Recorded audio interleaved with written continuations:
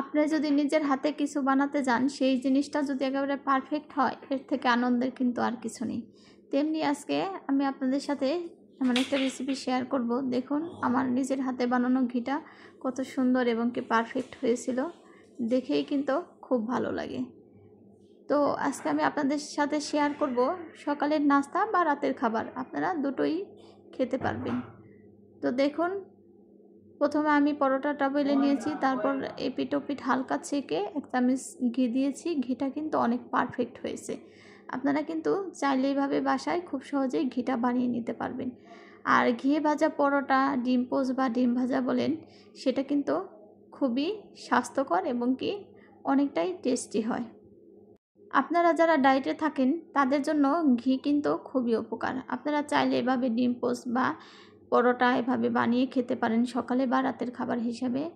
তো দেখুন আমি অল্প একটু সেঁকে নিয়ে তারপর 1 চামচ ঘি নিয়ে এপিঠ ওপিঠ উল্টে ভেজে নিয়ে উঠিয়ে নিচ্ছি। খেতে কিন্তু খুবই মজাদার এবং কি পারফেক্ট, একেবারেই মজাদার। আপনারা যদি কেউ না খেয়ে থাকেন ঘি ভাজা পরোটা, তাহলে অবশ্যই একদিন এভাবে করে খাবেন। আর ঘিটা বানানো কিন্তু একদমই সহজ। অবশ্যই আপনাদের সাথে খুব শীঘ্রই নিজের হাতে বানানো ঘি আপনাদের সাথে শেয়ার করব। তো আমার বাসায় একজন ছোট গেস্ট আছে, তার জন্য আমি এভাবে ছোট একটা পরোটা ভেজে নিলাম। দেখুন আমি কিন্তু অল্প একটু ঘিয়ে পরোটা ভাজতে কিন্তু খুব বেশি ঘির প্রয়োজন হয় না। আমি কিন্তু অল্প একটু ঘি দিয়ে এভাবে ভেজে নিয়েছি। দেখুন আমার ভাজা হয়ে গেছে। এখন আমি একটা ভাঁজ দিয়ে নামিয়ে নিলাম। এখন আমি 1 চামচ ঘি দিব। ঘিটা দিয়ে একটা ডিম উপর থেকে ভেঙে দেব। তারপরে দিয়ে দেব অল্প একটু কালো জিরা। কালো জিরাটা কিন্তু স্বাস্থ্যের জন্য ভীষণ উপকারী। আর এভাবে দিলে রুটির সাথে যখন আপনি খাবেন না মিলিয়ে, তখন কিন্তু খুব মজাই হয় এবং কি অনেকটা ভালো লাগে। কালো জিরার একটা ঘ্রাণ আসে না, সেই ঘ্রাণটা আমার খুব ভালো লাগে। আমি কিন্তু এভাবে খেতেই পছন্দ করি। তো আমার যে বাচ্চারা আছে বাসায়, ওরা যেহেতু এভাবে খেতে পারে না, যে যেভাবে খেতে চায় আমি ওদেরকে সেভাবেই তারটা বানিয়ে দিই।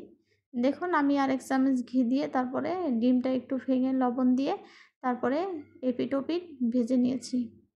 তারপর আরেকজন আছে, সে ডিম ভাজাই খেতে পারে না, তার জন্য আমাকে একটা সিদ্ধ ডিম করে দিতে হয়েছে।